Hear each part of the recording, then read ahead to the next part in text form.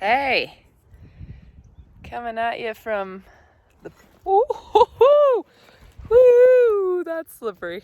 That's very slippery.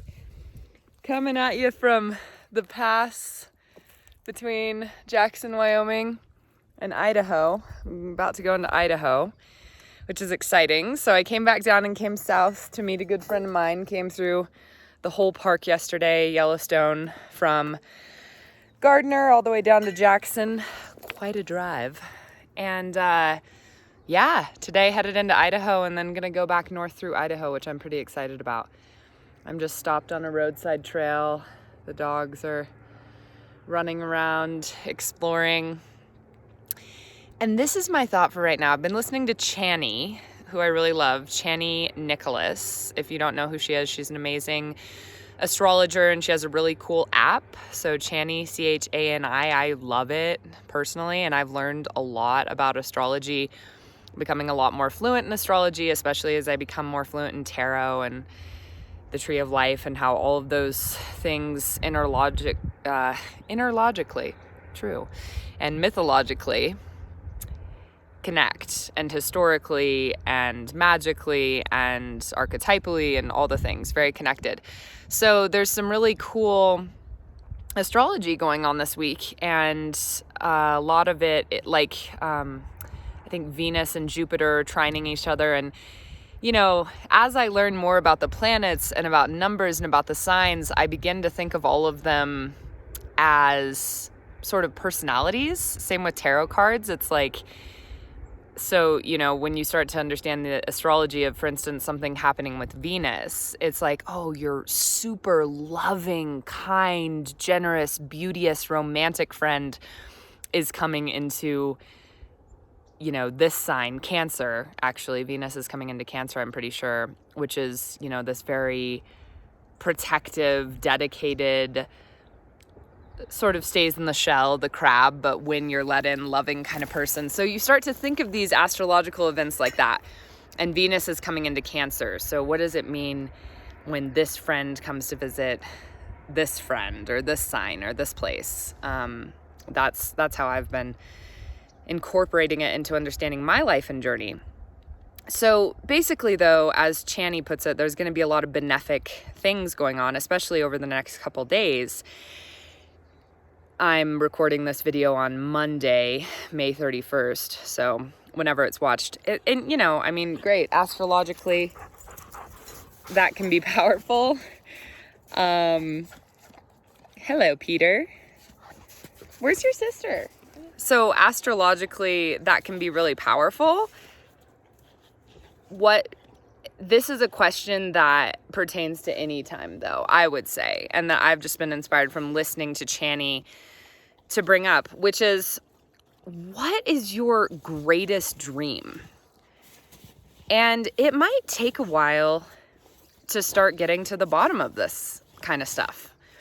And I say that because we're usually so bombarded and inundated with everyday practical concerns and problems and other people's shit and, you know, all these unconscious programs and unhealthy things we're doing for ourselves, that we actually may never even in any given lifetime get to what our soul blueprint, greatest dream, vision to enact. Oh, hi, Rosalind. Hi, there you are. Good girl. Good job. What our greatest dream and vision to enact really is.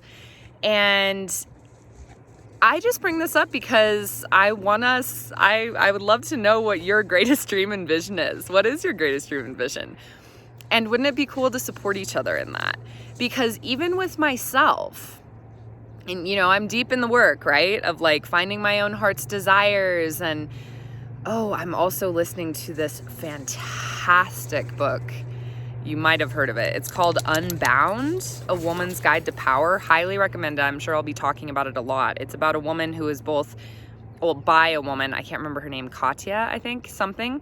I'll post to it, I'll link to it down below, who was both studied for 17 years to be a Trappist monk and was a world famous and super, super successful dominatrix.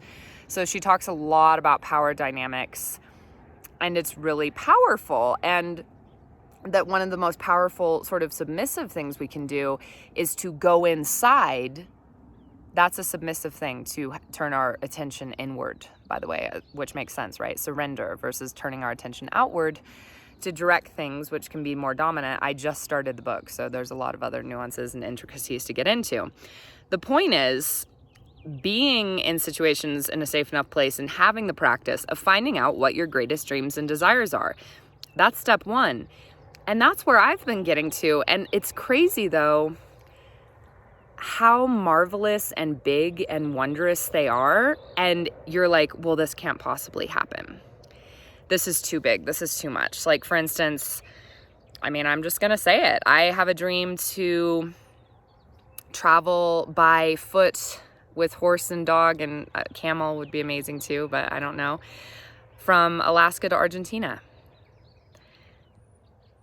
That's a lifelong endeavor, you know what I mean? But it's like, well, who else has this vision? Like, what if the important thing isn't even so much the possibility of its total perfect manifestation, which I think if the seed is there, the blueprint's there. But I loved how Chani put this. What if it was taking care of and protecting and nurturing that dream and like raising it, if you will, bringing it into unfoldment lovingly as much as possible, the same way that we would guard and nurture and raise a child. And this divine dream, blueprint, purpose, destiny this time around, that is sort of this plan lying in wait, that is the fullest way that we could live out what we came to practice and learn and live this time around. You know, that's it. And I just wanted to put that out there and encourage you guys.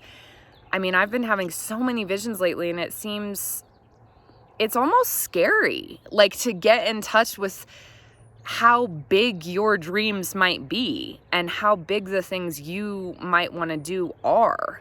Like, whoa, is this too much? Is this too intense? Like, also, you know, for years I've wanted to, my grandmother was a trick rider. Horses are obviously a huge part of my life. I'm a yoga teacher. My best friend Janelle and I have had many talks over the years of a circus. And I also just keep thinking of this idea of a traveling show.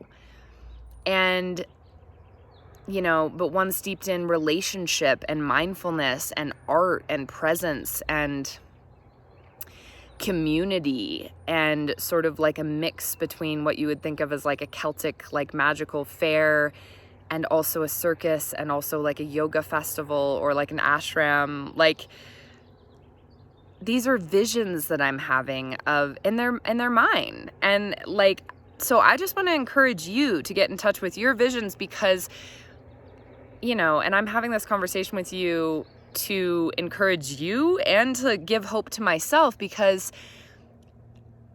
I want you to nurture and manifest your greatest dreams too. But if it's anything like what I'm going through, it's like, okay, step one, you finally get to seeing what some of those dreams are. Like, you've cleared out enough, you've gone deep enough, you've looked inside and asked your own heart enough that you start to see, like, whoa, like, these are some of my visions? Okay, this is magnificent and majestic and intense, and I can't believe I had this in me.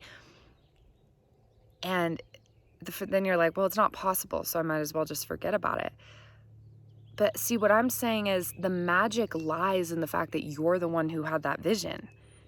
Like, it's not even about it. It doesn't need to be practical. It's more like, so, you know, whatever happens with my idea of a traveling show, also a traveling show, right? Because it's like, this is a traveling show. So I like that.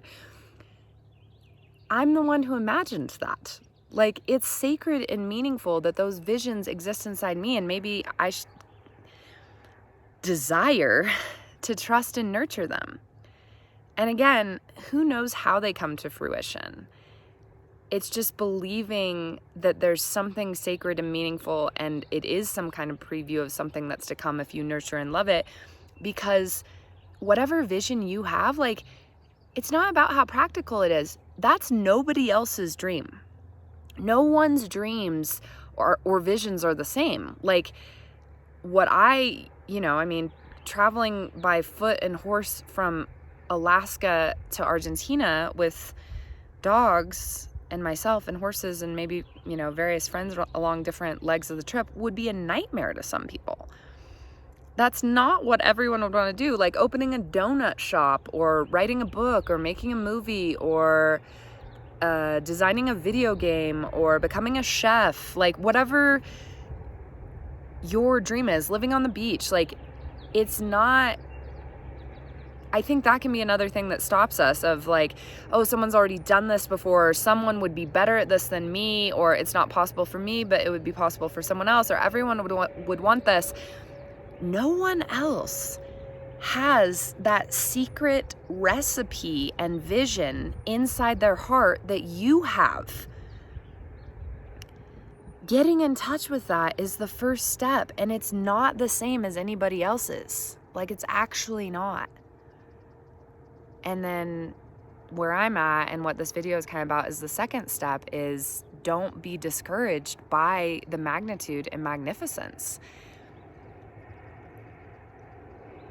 Be encouraged that you're actually getting to know yourself or remembering yourself, because that's the other thing with these visions I have. It's like, yes, this is me. This is the childhood Virginia who wants nothing more than to be outside with animals, exploring and adventuring, and very much believes in magic, and imagined herself as an explorer and a pioneer, and imagined that trees and rocks and animals and dirt and sage could talk to her and she could talk to them, and